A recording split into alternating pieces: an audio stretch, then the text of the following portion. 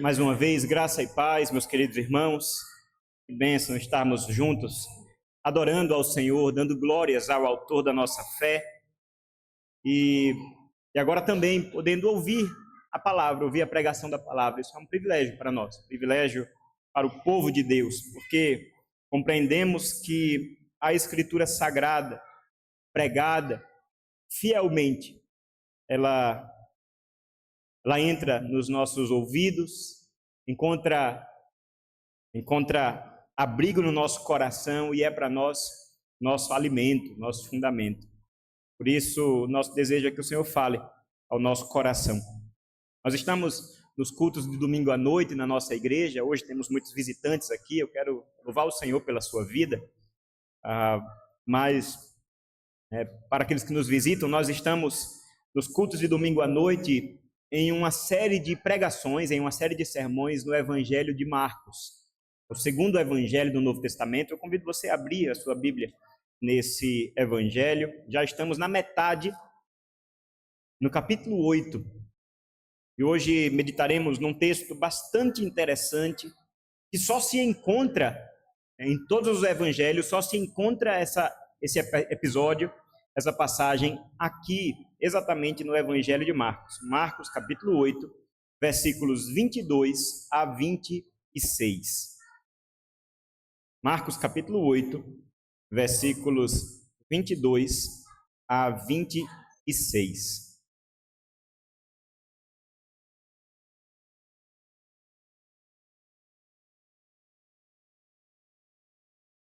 Nós vamos ler. Desde a leitura, que o seu coração esteja aberto, que estamos lendo a palavra de Deus. Leia com fé, leia com alegria, leia com atenção aquilo que diz a palavra. É exatamente o seguinte, assim diz a palavra do Senhor. Então chegaram a Betsaida e lhe trouxeram um cego e pediram a Jesus que tocasse nele. Jesus, tomando o cego pela mão, levou-o para fora da aldeia. Então, cuspiu nos olhos do homem e, impondo-lhe as mãos, perguntou: "Você vê alguma coisa?" O homem, recuperando a visão, respondeu: "Vejo pessoas, mas elas parecem árvores que andam." Então, Jesus novamente pôs as mãos sobre os olhos dele. E o homem, passando a ver claramente, ficou restabelecido e distinguia tudo de modo perfeito. E Jesus o mandou para casa, recomendando-lhe: "Não entre na aldeia." Até aí a palavra do Senhor. Vamos orar mais uma vez, vamos pedir que o Senhor fale ao nosso coração. Senhor, mais uma vez, Senhor, nos colocamos como teu povo, uma tua igreja reunida, Senhor, uma parte da tua igreja reunida neste local, enquanto tantos irmãos nossos ao redor do mundo, nesse dia, adoram o Senhor. Agora também, Senhor, nós te pedimos que o Senhor fale ao nosso coração. Que o Senhor use a tua palavra, que teu Espírito Santo use a Escritura e fale por meio dela ao nosso coração, para que possamos ser direcionados em nossas vidas, direcionados em nossos pensamentos, naquilo que cremos sobre o Senhor, na maneira como temos vivido. E acima de tudo, Pai, possamos sair daqui amando ainda mais o nosso Salvador Jesus Cristo. Esse é o nosso desejo, Pai. Fala conosco, tem misericórdia de mim, tem misericórdia dos meus irmãos, e que todos juntos possamos ser ajudados pelo Espírito nessa tarefa, Senhor, nessa difícil tarefa de pregar a palavra e de ouvir a palavra com atenção. Nós te pedimos isso com o coração agradecido e no nome de Jesus. Amém. Meus irmãos, mais um milagre. Se você tem acompanhado essa série de pregações no Evangelho de Marcos, de repente você deve estar dizendo: "Poxa, mais um?" Eu nem lembrava que tinha tantos assim no ministério de Jesus. O apóstolo João, escrevendo o seu evangelho, diz que aquilo que está escrito não é nem uma parte, né? Não é nem arranha o que Jesus fez e falou. Aquilo que está escrito, porém, serve para que a gente creia, para que a gente possa ter a nossa fé firmada e bem fortalecida na palavra da verdade. E realmente, irmãos, mais um milagre, mais uma cura, mais uma demonstração de poder da parte de Cristo. Mas você já percebeu que nenhum milagre é como o anterior? Esse, particularmente, ele é diferente de tudo. É um milagre, né? Veja, eu já falei, é um texto em que nós só encontramos ele no Evangelho de Marcos, nós não temos nenhum texto paralelo, porque às vezes facilita, né? Principalmente para o pregador. Você olha o que Marcos fala, vou ver o que Mateus também escreveu, quais detalhes Lucas que fez questão de registrar, isso facilita bastante. Mas às vezes não. Às vezes nós ficamos isolados em nossa interpretação e precisamos olhar para a palavra do Senhor para um texto só, como é o caso. E é também um milagre em que muitos detalhes saltam aos nossos olhos como estranhos, fora do comum, um pouco fora do usual. Como interpretá-los? E quero dizer, irmãos, de fato, é um texto difícil de interpretar. É um texto em que nós não podemos afirmar a razão por trás de algumas questões aqui, até porque algumas delas pertencem unicamente à mente de Cristo. Pertencem a Ele. É uma das perguntas que a gente pode fazer quando encontrarmos com o Senhor, na glória. Senhor, por que algumas coisas aconteceram assim e não de outro modo? Esse texto, não sei se você tem essas curiosidades bíblicas, mas eu tenho um monte de perguntas para fazer para Cristo. Mas veja, o Evangelho de Marcos, ele foi escrito para pessoas que não conviviam com a cultura bíblica. Ele não foi escrito para judeus, não foi escrito para pessoas que viviam na terra da Judéia, foi escrito para gentios, foi escrito para estrangeiros. É por isso que o Evangelho de Marcos ele está aqui fazendo questão, e ele faz isso, de percorrer a geografia. Nós viajamos muito no Evangelho de Marcos. Nós ainda estamos, pelo menos aqui, na primeira parte dessas viagens de Jesus. Aqui nós estamos, na verdade, terminando essa primeira parte. O ministério de Jesus na Galileia. Ele depois vai para outros lugares, vai para outras regiões, e caminhando para onde nós sabemos onde termina, que é Jerusalém, onde ele encontra Calvário, onde ele encontra a cruz. Mas ainda tem um longo caminho pela frente. Jesus está caminhando e viajando e velejando ao redor do Mar da Galileia, e naquela região, entrando em várias vilas, em várias aldeias e cidades, demonstrando o seu poder. E o evangelista Marcos, ele faz questão de demonstrar, e nesse capítulo 8 especialmente, alguns milagres acontecem entre os gentios, algumas pessoas são curadas, alguns embates acontecem com os fariseus, como nós vimos na semana passada, e nós vamos culminar com aquilo que está exatamente no próximo versículo. E aí, na próxima semana nós veremos a confissão de Pedro. Quem vocês dizem que eu sou? Tu és o Cristo. O Senhor é o Cristo. Perceba que o Evangelho 8 de Marcos, de maneira curiosa, é o capítulo central desse Evangelho. Ele é como se fosse um Evangelho em miniatura. Tem de tudo aqui. Tem de tudo. Nós encontramos grandes acontecimentos, nós encontramos demonstrações ou amostras de tudo aquilo que aconteceu no ministério de Jesus. E finalmente, ele, lá na frente, ele vai predizer a sua morte e a sua ressurreição. E vai convocar os seus discípulos a tomarem a cruz em seguida a ele, em seguimento a ele, em uma caminhada de discipulado. É um evangelho em miniatura. E no meio dele, nós temos a cura de um cego. Uma cura nada comum, nada usual de um cego. E o meu desejo, irmãos, é que o Senhor fale ao nosso coração e que Ele nos ajude nesse texto desafiador, difícil, mas ainda assim que nos fala verdades sobre a maneira graciosa, santa e sábia com a qual o Senhor conduz o seu ministério e também assim a nossa vida. No versículo 22, irmãos, nós chegamos em Betsaida, certo? É uma cidade também ao redor do Mar da Galileia.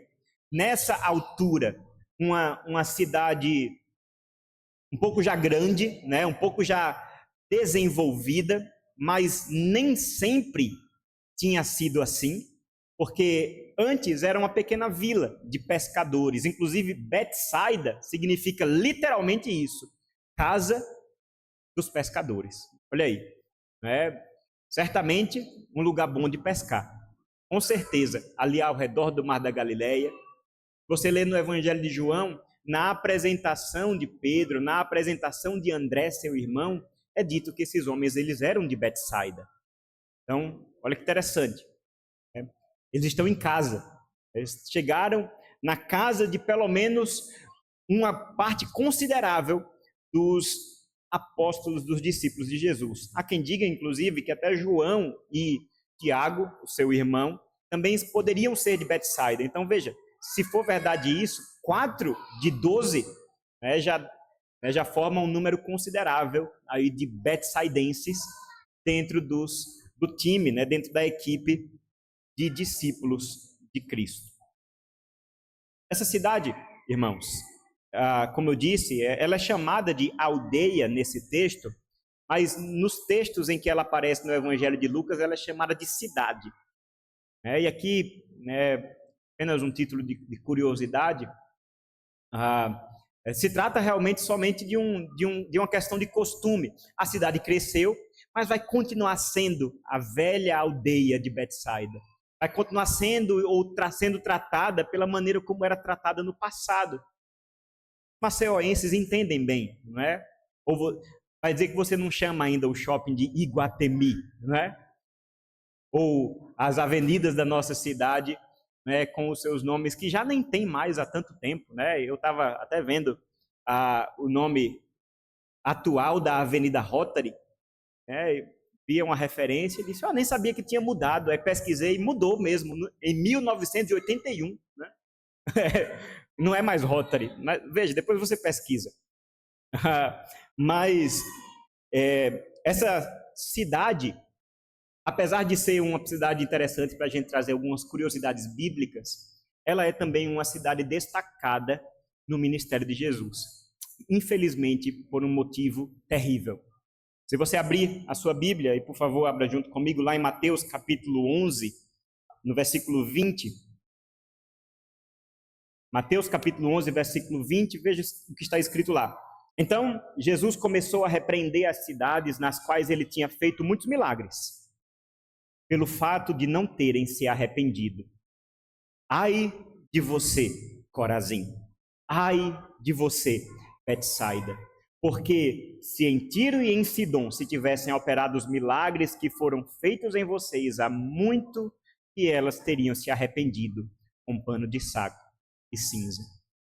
Sim, irmãos, infelizmente, a cidade de Betsaida, a velha aldeia dos pescadores, ela é contada na lista daquelas cidades que são chamadas de cidades impenitentes.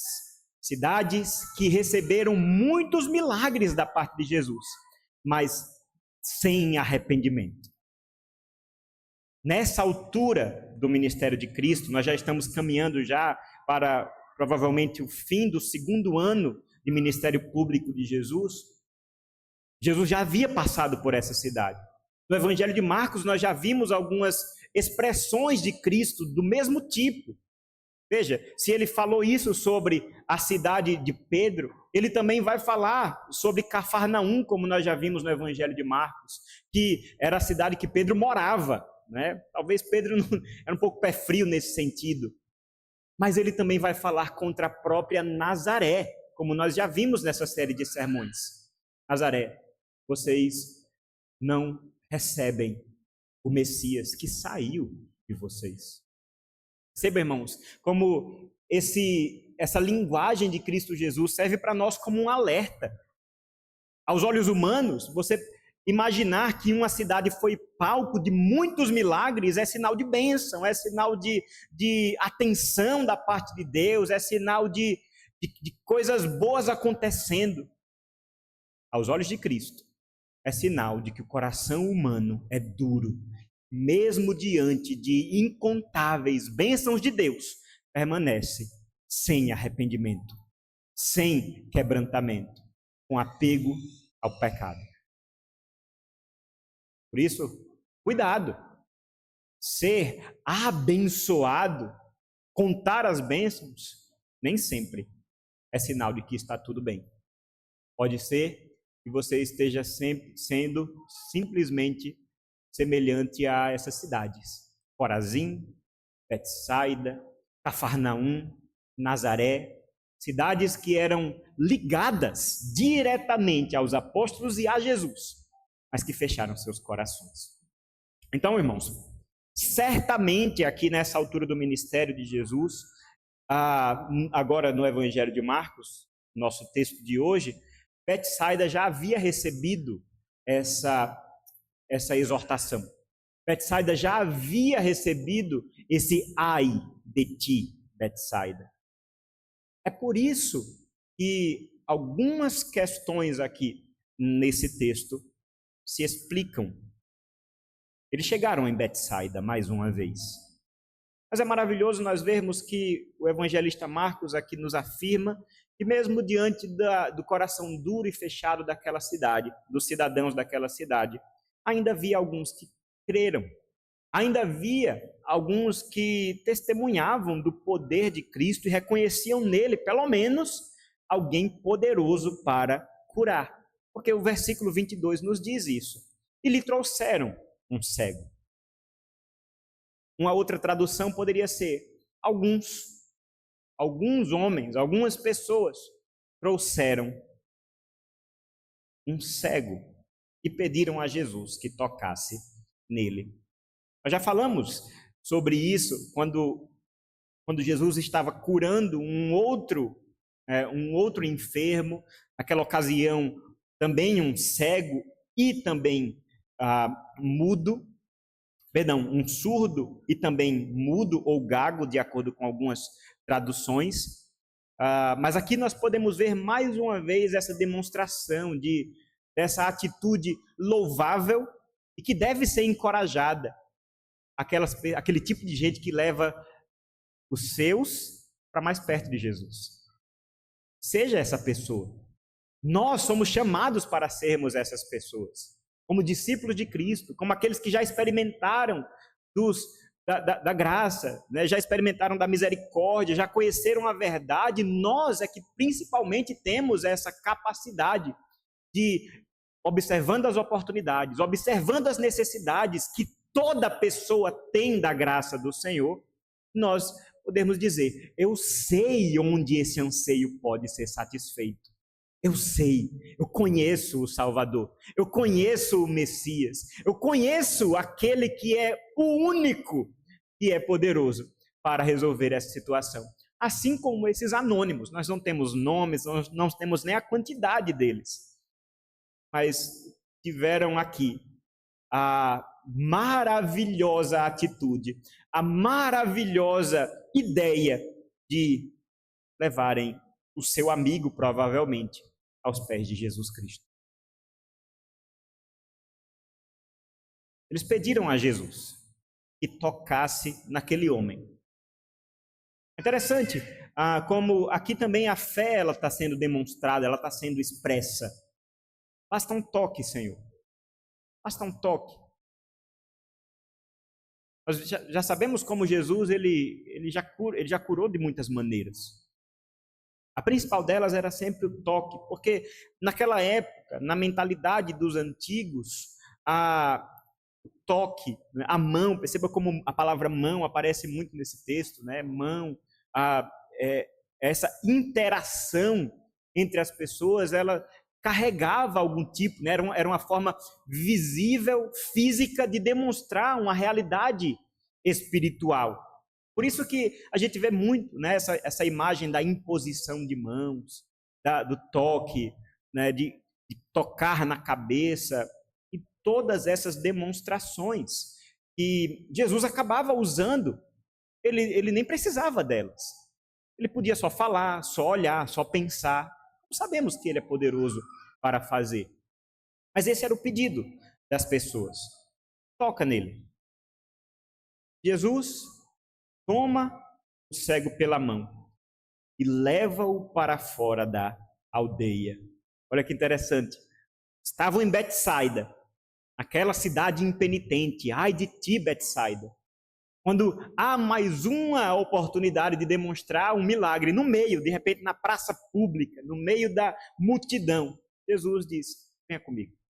E leva mais uma vez, como nós já vimos no capítulo 7, uma cura isolada. Jesus não quer alarde, Jesus não quer holofotes, não desse tipo. Ele pega aquele homem pela mão e o leva para fora de Betsaida. E agora vem a parte interessante. Então ele cuspiu nos olhos do homem e, impondo-lhes a mão, perguntou: você vê alguma coisa? Vamos por partes, né? O método usado por Cristo nessa cura foi mais uma vez usar a saliva. Nós já vimos também, essas curas elas são bem paralelas. Também, quando vimos lá no capítulo 7, Jesus curando aquele surdo, curando aquele mudo, ele pega também de sua saliva, cospe no chão, faz um tipo de lama e toca no ouvido e na língua daquele rapaz. Maravilha, né? Pensa. Aqui, mais uma vez, a saliva está sendo usada. Só que agora Jesus cospe diretamente no olho do homem. Parece um pouco rude, parece grosseiro demais. O que é que está acontecendo aqui? De novo, nós precisamos compreender a mentalidade antiga, nós precisamos compreender o contexto cultural daquela época, em que a saliva era compreendida como um tipo de substância também medicinal. A saliva era usada, né, pela ideia de, veja, é algo que a minha boca produz e me protege, por exemplo, de alimentos, protege, né, de coisas estragadas, e eu posso sentir, eu posso perceber essas substâncias que são prejudiciais para mim. Então, a saliva ela tinha essa propriedade e era usada de muitas maneiras, né, para passar sobre feridas, para passar no cabelo e tudo mais. Se você está achando estranho, vai dizer que você nunca beijou a mão do seu filho quando ele levou um corte. Não é? Veja, beijo também não faz nada, mas faz parte da nossa cultura. Ou ainda mais, você nunca assoprou aquele biscoito que caiu no chão, aí você disse: assoprando está resolvido, né? Nós temos também os nossos aspectos culturais sobre como as coisas funcionam. Mas, naquela época, a saliva era usada. Jesus está aqui dizendo: eu vou curar você. Fique calmo, fique atento, porque eu estou agindo na sua vida. É a maneira pessoal, é a maneira aqui clara de Jesus se colocar diante daquele homem e, de fato, agir de maneira prática para resolver a sua enfermidade. Cuspiu nos olhos daquele homem, impôs-lhes a mão e fez uma pergunta: você vê alguma coisa? E aqui nós encontramos de novo mais uma peculiaridade desse milagre. o homem não ficou curado de maneira completa. O homem recupera a visão, recuperando a visão, responde: olha, eu vejo pessoas, eu vejo umas árvores, né, andando.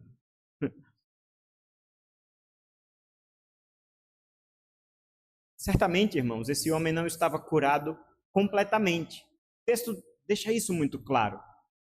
A cura ela foi de uma maneira muito interessante, dividida em duas etapas.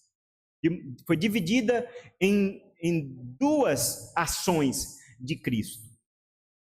Muitos se lançam aqui para tentar explicar por quê. Muitos se lançam aqui para... Há muitas interpretações diferentes, né? Umas mais fundamentadas do que outras, mas podemos, pelo menos, rejeitar algumas delas. Por exemplo, a gente não pode dizer, de maneira nenhuma, que Jesus não tinha poder. Porque a cura aconteceu. O homem saiu vendo. Essa conversa não deve ter durado 10 segundos. O homem saiu curado. Jesus demonstrou o seu poder mais uma vez, de maneira gloriosa. Ele é poderoso, ele é Senhor, ele é Deus encarnado. Senhor sobre todas as coisas, sobre a criação, como nós já vimos, ele já acalmou a tempestade. Ele é Senhor sobre demônios, ele é Senhor também sobre as enfermidades. Esse homem, esse Messias, esse Salvador, ele já ressuscitou uma menina no Evangelho de Marcos. O que é uma cegueira? Devemos rejeitar que Jesus não tinha poder. E nesse sentido, irmãos, louvado seja o Senhor por isso, porque o nosso Senhor Jesus, ele é poderoso. Felizmente, há muitos que se levantam como curandeiros, e principalmente também dentro das igrejas. E eu, particularmente, eu já testemunhei situações vergonhosas do que diz respeito a essas pretensas curas. Veja, não estou dizendo que o Senhor não cura hoje. Deus continua curando. Ele é poderoso. Mas, certa vez, eu estava em um evento, estávamos ali reunidos, eu estava só observando um pouco, eu tinha chegado um pouco depois, eu não estava participando propriamente, né? Tinha ido só passar, né? Falar com o pessoal e tudo mais. E estava acontecendo uma grande roda de oração, tinha umas 50, 60 pessoas reunidas, né, ao redor assim, e tinha um homem que dizia que curava no meio. Eu fiquei olhando aquilo lá, né? E se apresentou um jovem, ele devia ter seus 17, 18 anos, que disse que estava morrendo de dor de cabeça. Sabe aquelas enxaquecas? Morrendo de dor de cabeça. E ele se colocou no meio, pedindo ajuda, pedindo cura. E aquele homem que estava ali no meio, impôs as mãos sobre aquele jovem, fez a sua oração, pessoas também ao seu redor. E foi uma cena bem parecida. Terminou. E aí, melhorou? O jovem disse: não. Continua a mesma coisa. Aí vamos orar de novo. Aí, mais uma vez. Ora, ora, ora, ora. Melhorou? O jovem: não. Está do mesmo jeito. E de novo, e de novo. Aí já não tinha mais paciência. Aí quando perguntou: e aí, agora? Aí o jovem fez: tem uma melhoradinha, né? Veja, irmãos, o nosso Senhor Jesus não é assim. Para você ver, naquela situação, uma outra mulher também se levantou naquele momento e disse: eu sei por que Deus não está curando nesse momento. Porque tem gente que está com o olho aberto na oração. Eu pensei, deve ter sido eu. E eu saí daquele local. Mas eu saí, irmãos, com a firme convicção de que que é maravilhoso nós confiarmos no Senhor. No Senhor. Não é o método, não é a oração, não é a vigília, a campanha, não é a performance, não é o que você pode fazer o que quiser, mas o poder não é seu. A glória não é sua.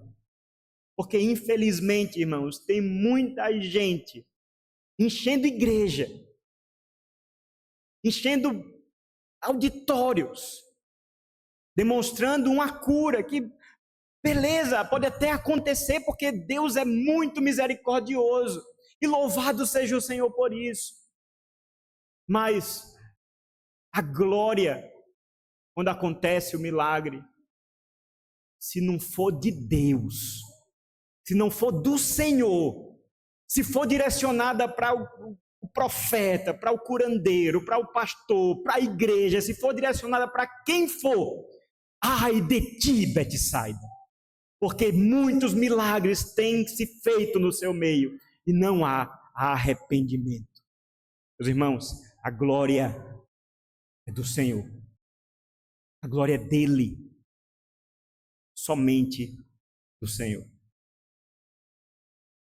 Certamente, irmãos, nós estamos aqui diante da demonstração do poder de Cristo. Não se trata de um Cristo enfraquecido, limitado, que não conseguiu curar de primeira. Não é isso. Uma outra alternativa, e essa bastante interessante, sobre por que Cristo realizou essa cura de duas maneiras, né, em duas etapas, é que Cristo, o Senhor Jesus, ele modula o seu poder. Olha que interessante. É como se ele dosasse o seu poder de acordo com a necessidade das pessoas. Concorde comigo que ele já ressuscitou uma jovem, mas na frente ele vai ressuscitar Lázaro, o seu amigo, no Evangelho de João, no capítulo 11. Nesse sentido, uma quantidade de poder maior deve ser dispensada. Para uma cegueira, provavelmente não de nascença, porque o homem sabia o que era uma árvore, não sei se você percebeu, né? Ele sabia o que era uma árvore. O Senhor Jesus, ele dosa o seu poder. E isso também é uma demonstração da graça e da misericórdia de Deus. Sabe por quê? E aí, essa eu peguei emprestada do pastor Luiz Saião, um excelente pregador, e que ele, comentando nesse texto, ele disse o seguinte, falando sobre essa interpretação, né, de que Cristo dosa o seu poder. Ele disse, certa vez eu estava numa reunião de oração e um colega, um amigo meu, disse assim, Senhor, derrama todo o teu poder. Eu disse, calma, né? Calma. Se o Senhor derramar tudo, a gente não aguenta. Quem somos nós? Quem somos nós? Isso nos fala também sobre o poder de Deus, como como esse poder que é todo poder. O nosso Senhor, o nosso Deus vivo e verdadeiro, ele é onipotente, pode todas as coisas, mas ele também é todo sábio, ele é todo santo, de maneira que o poder de Deus, ele não é como uma bomba que explode desgovernadamente, ou como um caminhão desenfreado descendo uma ladeira, sem freio, e que vai encontrando tudo que está ao seu alcance. Não. O Senhor usa o seu poder, tempo certo, do jeito certo, no lugar certo. Ele dosa o seu poder. E ele fez isso aqui na vida desse homem. Uma outra maneira nós podemos olhar para esse texto é vermos como essa cura, ela também é um tipo de parábola para a própria vida de santificação. Aquilo que Cristo estava fazendo no coração dos seus discípulos. A cegueira espiritual deles estava sendo curada. Mas muitas vezes Deus age assim conosco. Não é de uma hora para outra. Tem gente que passa por uma transformação surpreendente na vida. Que de um dia para o outro, após conhecer a Cristo, após receber o Espírito Santo em seu coração, passa a dar provas incontestáveis do seu novo nascimento. As pessoas olham, que bênção, que milagre o Senhor operou. Libertação, transformação, santificação verdadeira. Louvado seja o Senhor pela vida dessas pessoas, porque o Senhor age, Ele sabe como agir. Mas sabemos também, e pela nossa experiência, nós sabemos que nem é assim com todo mundo. Na verdade, na minha experiência, a grande maioria das pessoas, apesar de ser transformada, continua lutando com as suas lutas. Continua lutando com os mesmos pecados, tendo os mesmos pontos fracos. A caminhada com Cristo, ela é progressiva. Ela é uma caminhada processual. Uma caminhada em que o dia vai brilhando cada vez mais, o raiar do sol vai alcançando cada vez mais, áreas cada vez mais distantes do nosso coração, até, como diz a palavra, ser dia perfeito. Essa é a vida do cristão. Essa luz está brilhando no coração dos discípulos agora. Eles estão aprendendo dia após dia quem é aquele homem que está com eles. Eles estão tendo seus olhos espirituais abertos, como os discípulos no caminho de Emaús, como nós lemos no Evangelho de Lucas, no capítulo 24. Caminharam com Cristo e nem perceberam que era Ele. Mas em determinado momento, assentados já com Jesus em casa, Jesus partindo o pão, como nós faremos daqui a pouco, Jesus partindo o pão, falando sobre as Escrituras, escamas caíram dos seus olhos. Eles puderam perceber que se tratava do Salvador, se tratava de Cristo que estava com eles.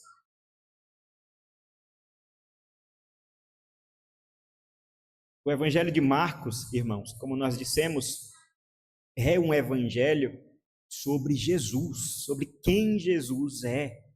Os discípulos estão aprendendo sobre isso. No próximo texto, o apóstolo Pedro vai ter a oportunidade de confessar isso de boca. Quem vocês dizem que eu sou? Senhor, tu és o Cristo, Filho do Deus vivo. O Senhor é o Messias. A nossa oração, irmãos, é que o Senhor nos faça ver isso também. Que o Senhor nos dê olhos para ver Cristo. Que o Senhor nos dê olhos para ver Jesus, como Ele é. Que privilégio maravilhoso foi esse homem, depois de um tempo cego, se de nascença ou não, provavelmente não, mas depois de um longo tempo cego, abriu os olhos e a primeira pessoa que ele pôde ver foi o rosto do Senhor Jesus.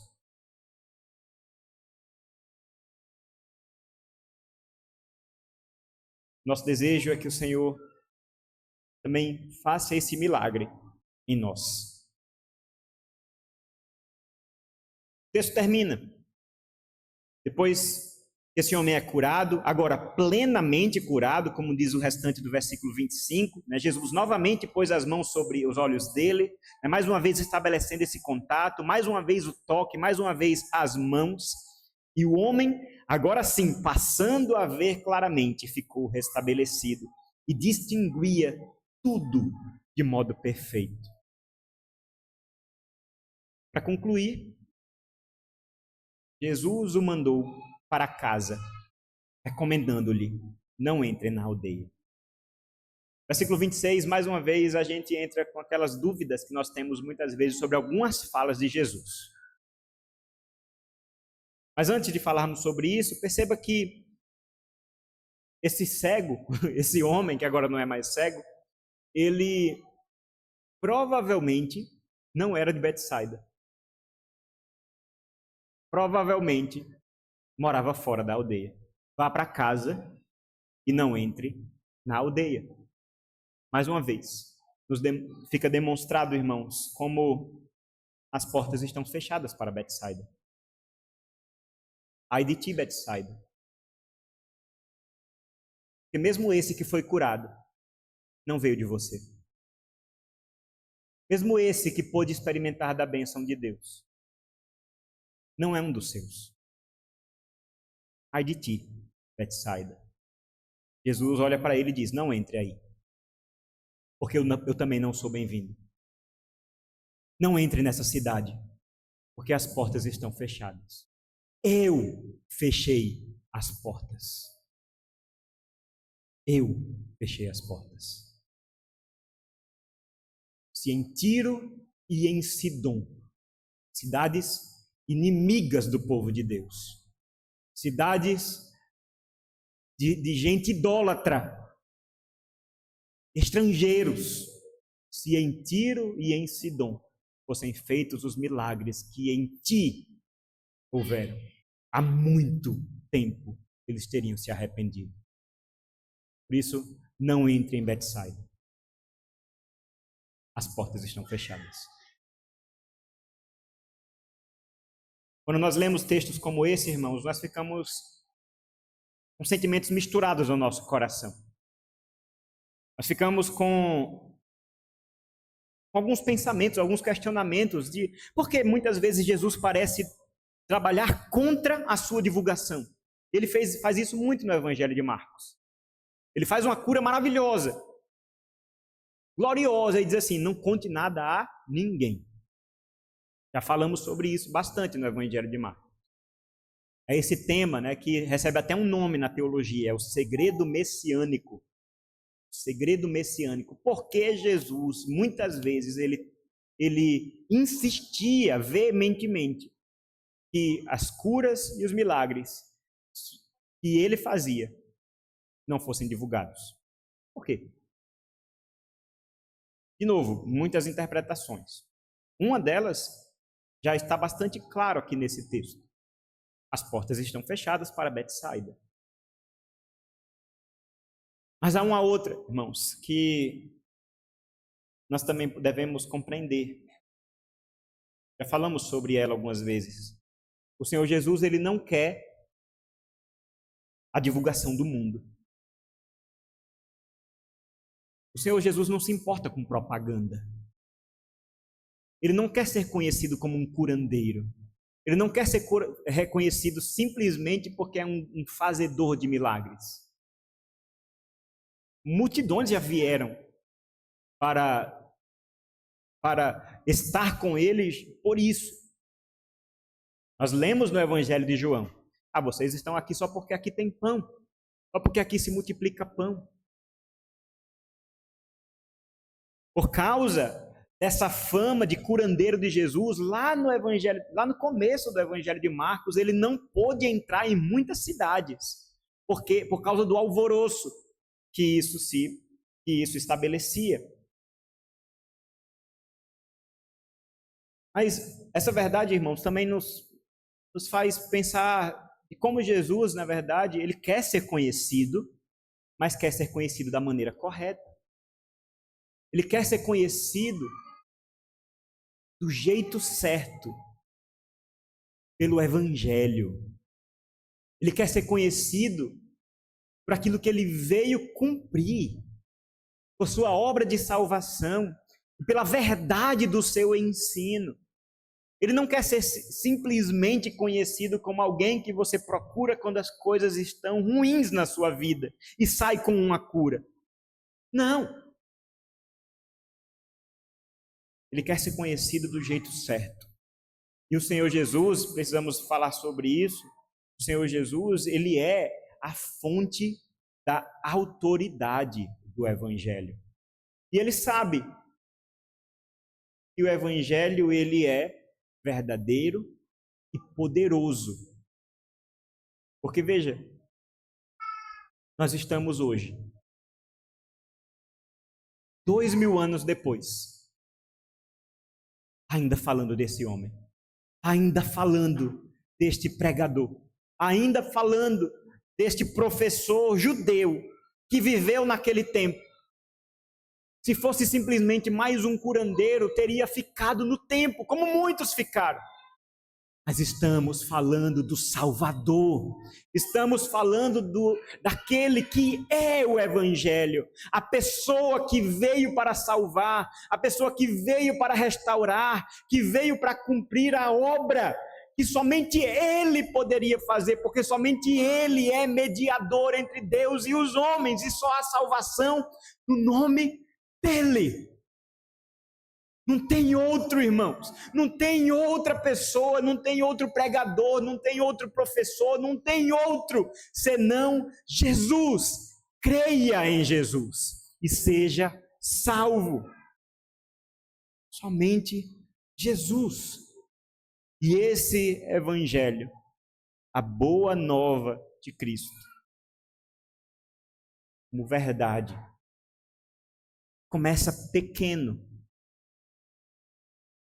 mas frutifica do tempo e do jeito certo.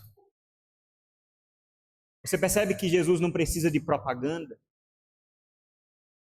Se fosse hoje, eu tenho certeza, irmãos, fazer esse exercício. Se Jesus vivesse nos nossos tempos, ele passaria longe de estratégias humanas de divulgação. Ele passaria longe, porque ele confia no Evangelho. Porque o Evangelho não é estratégia de marketing. O Evangelho não é propaganda. O Evangelho, irmãos, não é simplesmente uma campanha viral. O Evangelho é poder de Deus para a salvação de todo aquele que crê. É por isso, irmãos, que quando Jesus dizia, não fale, não divulgue, não entre na aldeia, não comente, ele não está indo contra a divulgação do Evangelho. Ele não está sendo contraproducente ao seu ministério. Não. Pelo contrário. Muito pelo contrário. O Senhor Jesus sabe que o Evangelho se divulga vida na vida. Ele está investindo pesadamente na vida desses 12 homens que estão diante deles. Porque eles é que serão as sementes que serão lançadas como discípulos, fazendo discípulos. E veja onde nós chegamos hoje. Eu quero dizer, não para por aí. Passa por nós e continua. Por isso, entre também nessa grande divulgação do Evangelho. Porque naquele tempo, como eu já disse também em outra pregação, naquele tempo a ordem era não falar. Hoje a ordem é ide por todo mundo e pregue o Evangelho. Vamos orar, irmãos? Senhor, muito obrigado, Pai, por tua palavra, por este relato de cura, Senhor, que tanto nos ensina, apesar das dificuldades de interpretação. Podemos, Pai, aprender do Senhor. Muito obrigado, Senhor, por isso.